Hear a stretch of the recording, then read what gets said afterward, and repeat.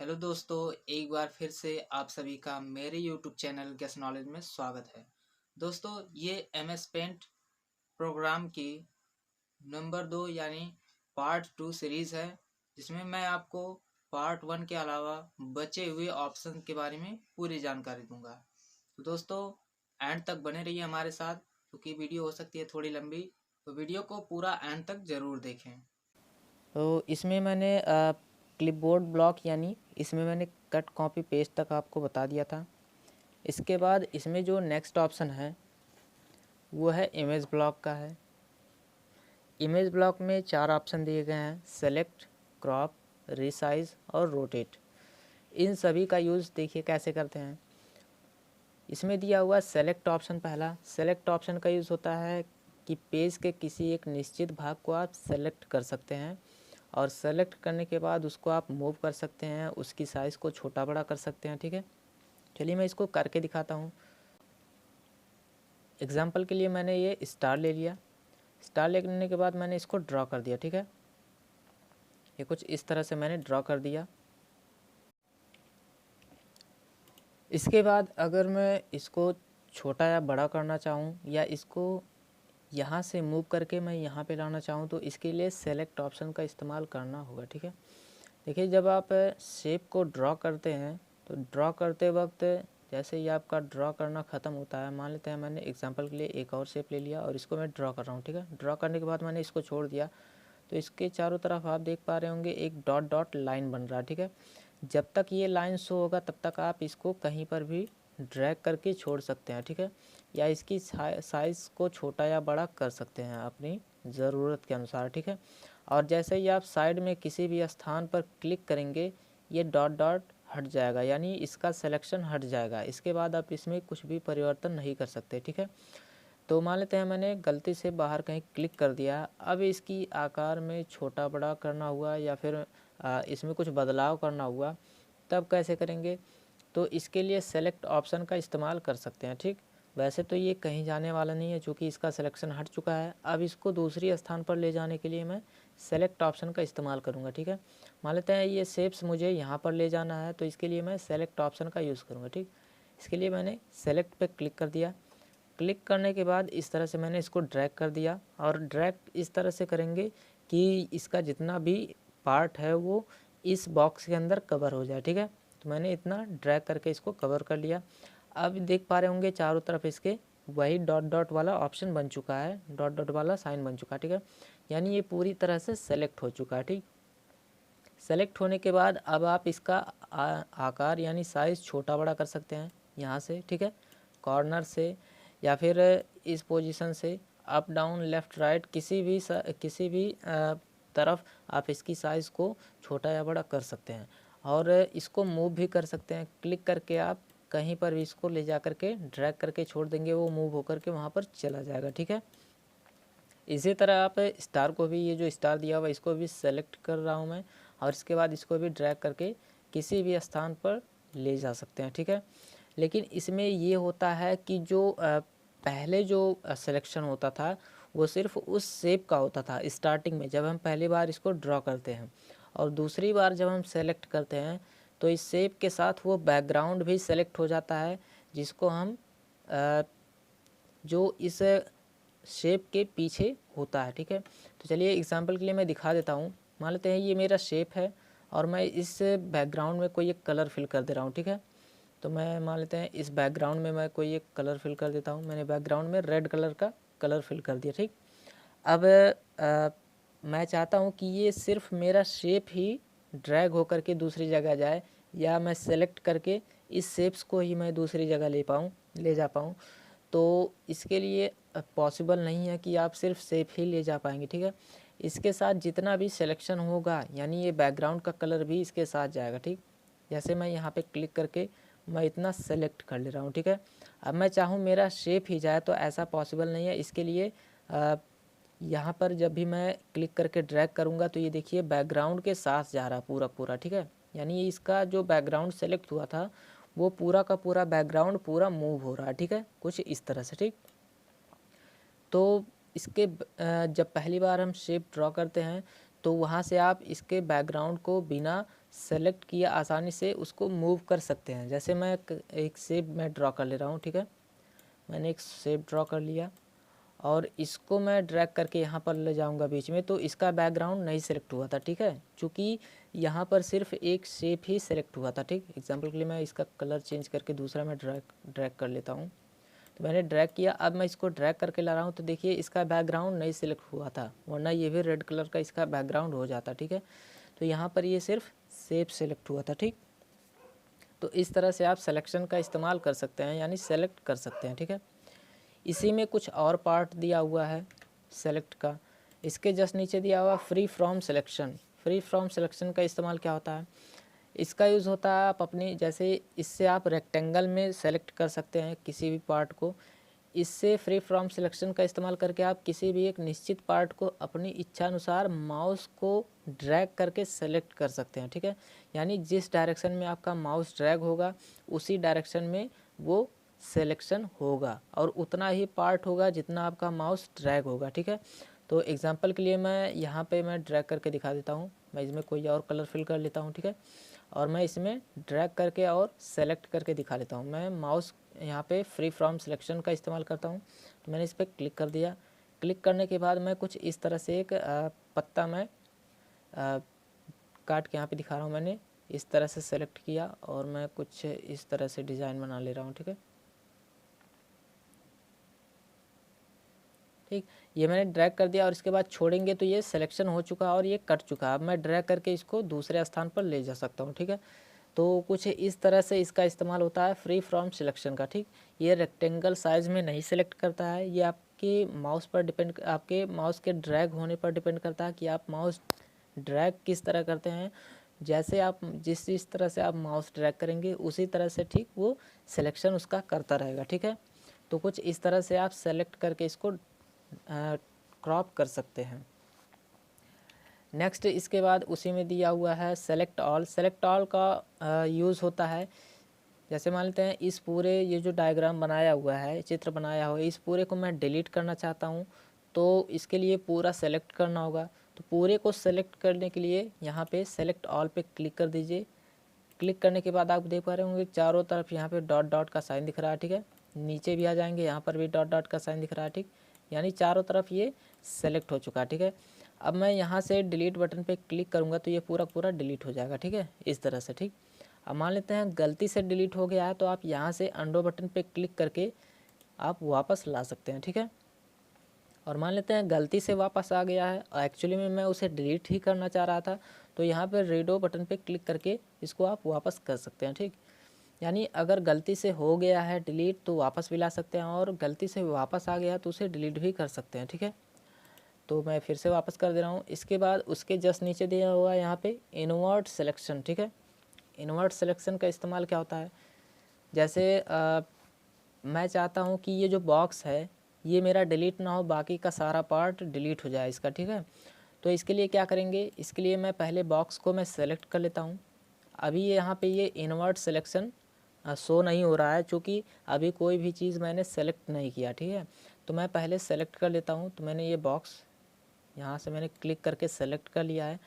मैं चाहता हूँ ये जो पार्ट मैंने सेलेक्ट किया है उतना डिलीट ना हो, बाकी इसमें जितने भी दिख रहे हैं ये सारे सारे ये डिलीट हो जाए, ठीक है। तो इसके लिए मैं इन्वर्ट सिलेक्शन पे क्लिक कर दूंगा, ये शो होने लगा, ठीक है। इस पर क्लिक करते ही ये इस बॉक्स को छोड़ करके बाकी का सारा पार्ट सेलेक्ट हो जाएगा। और इसके बाद मैंने इस पर क्लिक कर दिया। क्लिक करने के बाद आप देख पा रहे होंगे चारों तरफ का इसका पूरा पार्ट सेलेक्ट हो गया है। अब मैं डिलीट पे क्लिक करूँगा तो बाकी का सभी पार्ट डिलीट हो जाएगा, सिर्फ इस बॉक्स को छोड़ करके, ठीक है। तो इस तरह से इन्वर्ट सिलेक्शन का इस्तेमाल होता है। और डिलीट का इस्तेमाल आप जान ही गए होंगे क्या करने के लिए होता है। डिलीट का इस्तेमाल सेलेक्ट किए गए ऑब्जेक्ट को डिलीट करने के लिए होता है, ठीक। जैसे मैं इसको डिलीट करना चाहता हूँ तो इसके लिए मैं इसको पहले मैं सेलेक्ट कर दूँगा। सेलेक्ट करने के बाद यहाँ से डिलीट ऑप्शन पे जा करके इसको डिलीट कर सकते हैं, ठीक है। नेक्स्ट इसमें दिया हुआ ट्रांसपेरेंट सिलेक्शन। इसका इस्तेमाल वैसे ही होता है, जैसे मान लेते हैं इसको मैंने सेलेक्ट किया और ड्रैग कर दिया है। अब इसको मैं सेलेक्ट करना चाहूँ तो ट्रांसपेरेंट वैसे हमेशा ट्रांसपेरेंट ही सेलेक्ट होता है। कहने का मतलब ट्रांसपेरेंट कहने का मतलब अगर मैं इसको सेलेक्ट करूँ तो इसको मैंने सेलेक्ट किया, अभी भी ये दिखाई दे रहा है कि ये सेलेक्ट हो चुका है, ठीक है। वरना सेलेक्ट करने पर ये पार्ट ना दिखाई दे तो वो ट्रांसपेरेंट नहीं होता है, यानी ट्रांसपेरेंट है इसलिए इसके अंदर का पार्ट हमको दिखाई दे रहा है, जो भी इसके अंदर सेलेक्ट हुआ, ठीक है। तो ये ट्रांसपेरेंट ही होता है। नेक्स्ट दिया हुआ है क्रॉप। क्रॉप का इस्तेमाल क्या होता है? क्रॉप का इस्तेमाल होता है दोस्तों इस भाग को क्रॉप करके बाकी का सारा पार्ट हटा देना, ठीक है। जैसे मैं चाहता हूँ कि ये जो स्टार है ये इतना ही बचा रहे, बाकी का सारा डिलीट हो जाए, ठीक है। यानी जितना सिलेक्शन रहे उतना ही बचा रहे, बाकी का सारा हट जाए और उतना ही पेज बचा रहे जितने में मेरा डायग्राम है, ठीक है। तो मैं उतना पार्ट मैं सेलेक्ट कर लेता हूँ।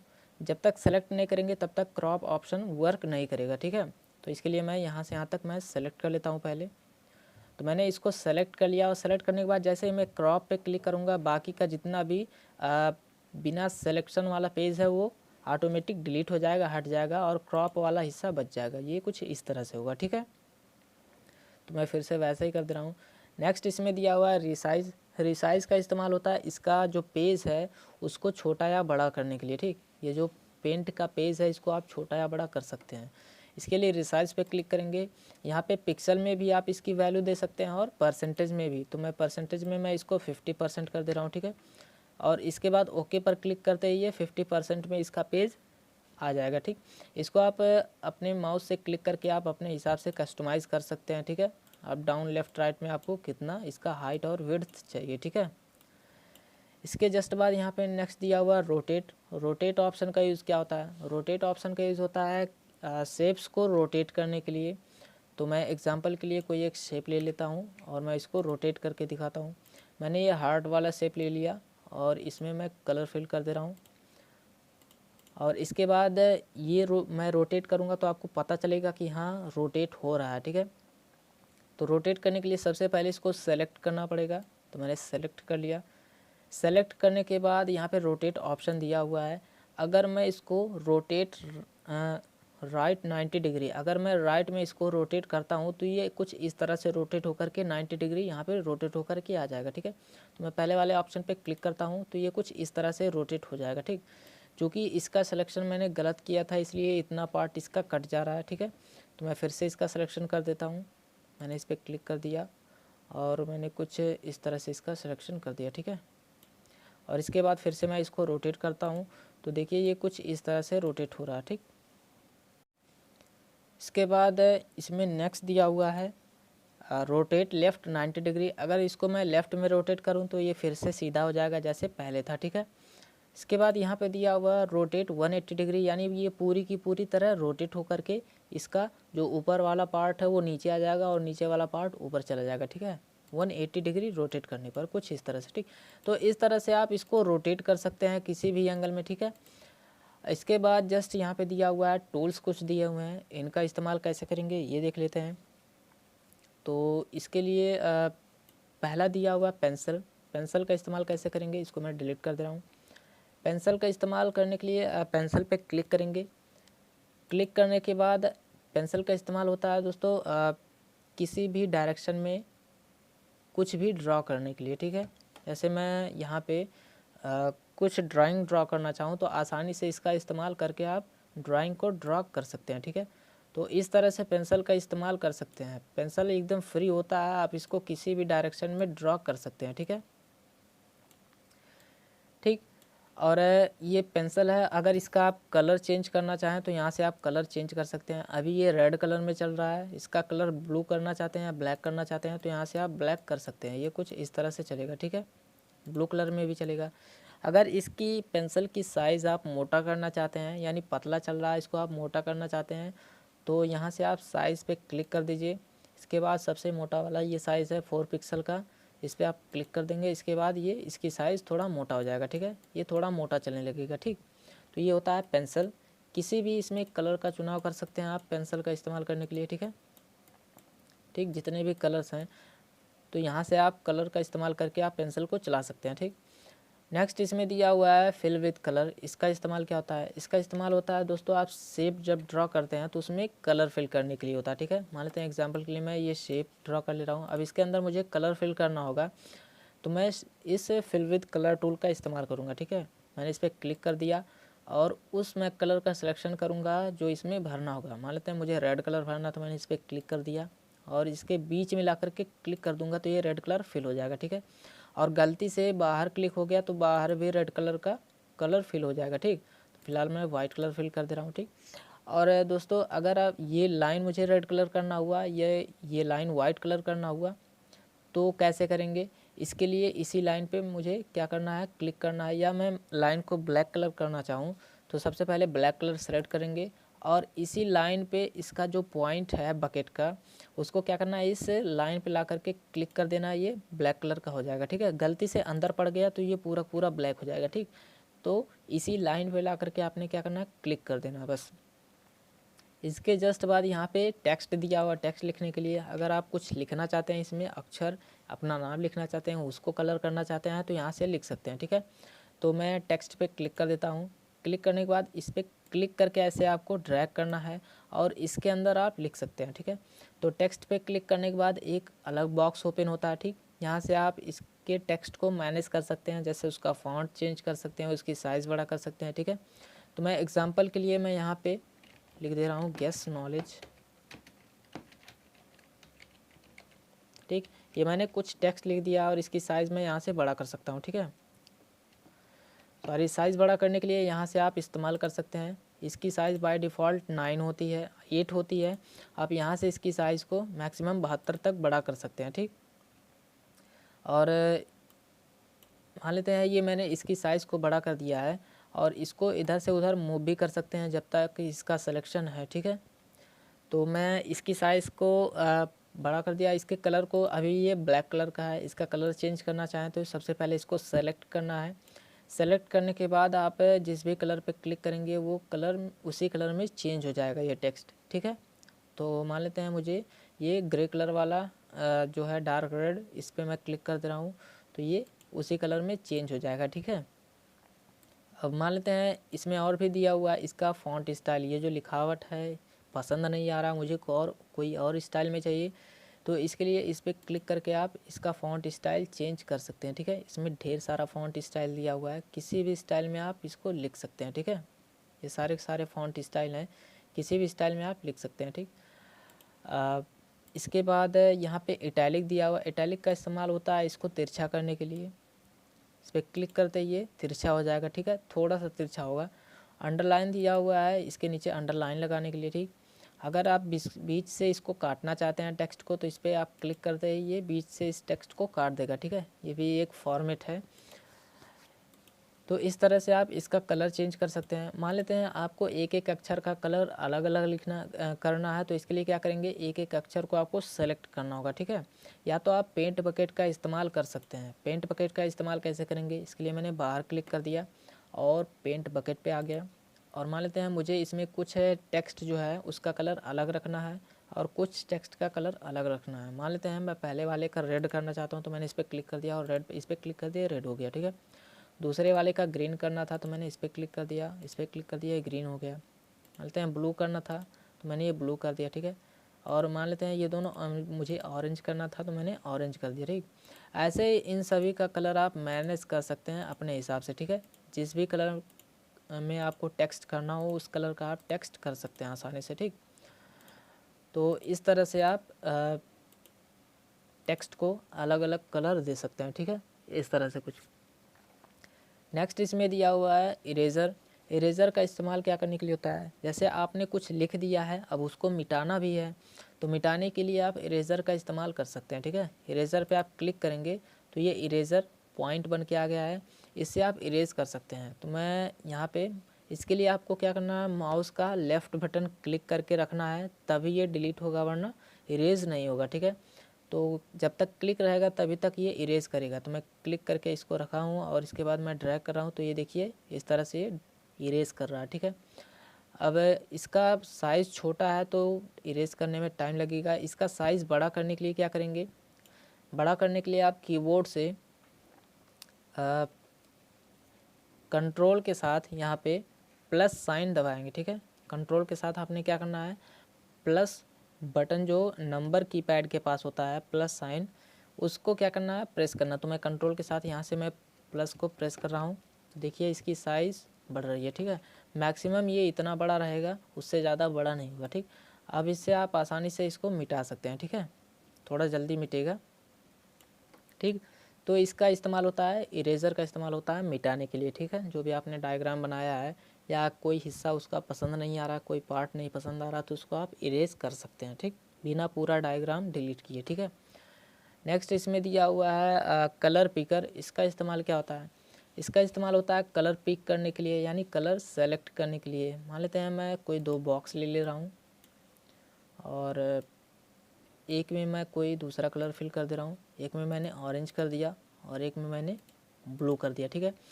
अभी मैं अगर मैं इस बैकग्राउंड पे मैं क्लिक करूँगा तो कौन सा कलर फिल होगा? ब्लू कलर, क्योंकि यहाँ पे ब्लू कलर सेलेक्ट है, ठीक है।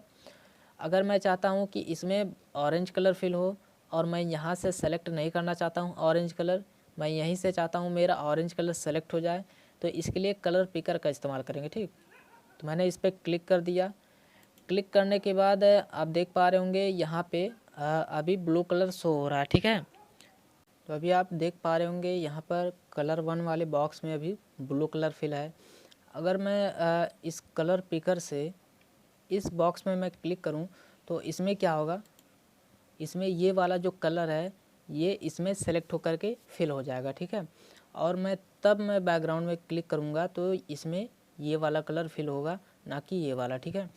तो पहले मैं चेक कर लेता हूँ मेरे बैकग्राउंड में कौन सा कलर फिल हो रहा है, ठीक। तो मैं इसमें मैंने क्लिक कर दिया, अभी आप देख पा रहे होंगे ब्लू कलर फिल हो रहा है, ठीक है। तो मैं फिर से वापस कर देता हूँ इसको और फिर से मैं कलर पिक करके मैंने इस पर क्लिक कर दिया। आप देख पा रहे होंगे यहाँ पर इसका कलर चेंज हो चुका है, ठीक है। अब मैं इसके बैकग्राउंड में क्लिक करूँगा तो ये वही कलर फिल होगा जो मैंने अभी पिक करके रखा है, ठीक है। तो इस तरह से कलर पिकर का इस्तेमाल होता है, ठीक। नेक्स्ट यहाँ पे दिया हुआ है, नेक्स्ट है टूल मैग्नीफायर। मैग्नीफायर का इस्तेमाल क्या होता है? मैग्नीफायर का इस्तेमाल होता है दोस्तों जूम करने के लिए। जैसे आपने मान लेते हैं कोई एक छोटा सा डायग्राम आपने बना दिया है और ये किसी दूर बैठे व्यक्ति को नहीं दिखाई दे रहा है, ठीक।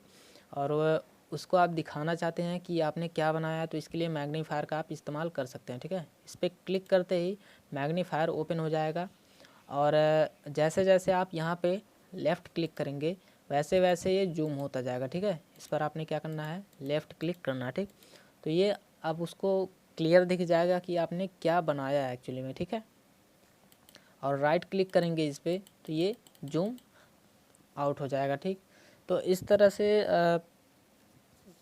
मैग्नीफायर का आप इस्तेमाल कर सकते हैं। दोस्तों वीडियो बड़ा ना हो इसलिए इसके जितने भी बाकी के ऑप्शंस हैं उन सभी को मैं थर्ड पार्ट यानी नेक्स्ट वीडियो में मैं डिस्कस कर दूंगा, पूरी की पूरी जानकारी दूंगा। तो फ्रेंड्स इसके जितने भी ऑप्शन बचे हुए हैं उन सभी को मैं नेक्स्ट वीडियो में बताऊंगा, यानी पार्ट 3 में। दोस्तों यह वीडियो आपको कैसा लगा नीचे कमेंट सेक्शन में कमेंट करके ज़रूर बताएं और वीडियो को लाइक और शेयर करना बिल्कुल ना भूलें। तो मिलते हैं नेक्स्ट वीडियो में एक नई जानकारी के साथ, तब तक के लिए बाय बाय।